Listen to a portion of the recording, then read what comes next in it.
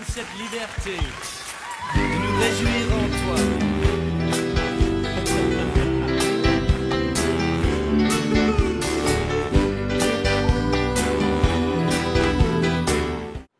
Nous sommes là aujourd'hui dans notre cadre de cours de géographie. La fois passée, nous avons parlé de l'univers, la Terre dans l'univers. Nous avons expliqué, n'est-ce pas, l'univers est formé des astres. On avait distingué deux sortes d'astres, l'astre lumineux et astre non lumineux. Nous avons explicité, disons, l'astre lumineux est un astre qui donne de la lumière à l'extérieur, n'est-ce pas, du Soleil.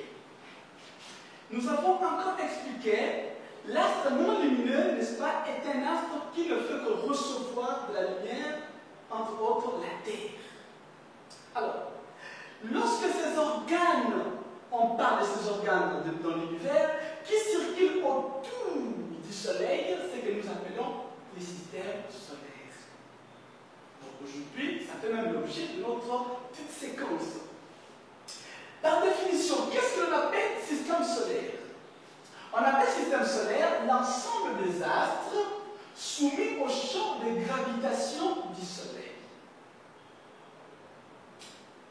Dans notre système solaire, il faut savoir que lorsque nous enlevons seulement notre grande étoile autour duquel tout gravite, qui est une grande étoile, l'astre le plus grand, c'est que nous appelons Jupiter, qui est la reine, n'est-ce pas, de planètes.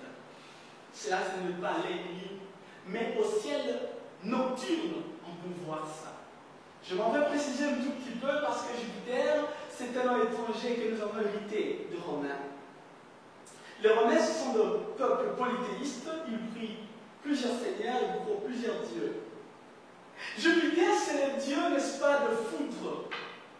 Et c'est le plus grand dieu. Et Jupiter, c'est la plus grande planète dans notre système solaire. Nous ne pouvons pas parler de toutes sortes de planètes sans pour autant toucher la Terre, parce que c'est même l'astre dans lequel nous vivons. Elle est le seul objet céleste connu pour abriter la vie. Elle est la troisième planète par rapport, n'est-ce pas, à l'ordre de l'éloignement du Soleil. Et la cinquième plus grande du système solaire, sans pourtant parler, n'est-ce pas, de sa forme et du Soleil. Alors, de cette manière, nous sommes presque à la fin de notre cours. On ne peut jamais vous laisser de cette manière sans vous donner un petit exercice. Voilà le petit exercice que vous allez faire. Citez les planètes de notre système solaire. Quelle est la planète la plus petite du système solaire? Voilà. Respectons toujours les gestes barrières, parce que la maladie elle est réellement existante, bien qu'elle ne soit pas assez mortelle, mais du moins respectons qu'elle est sinon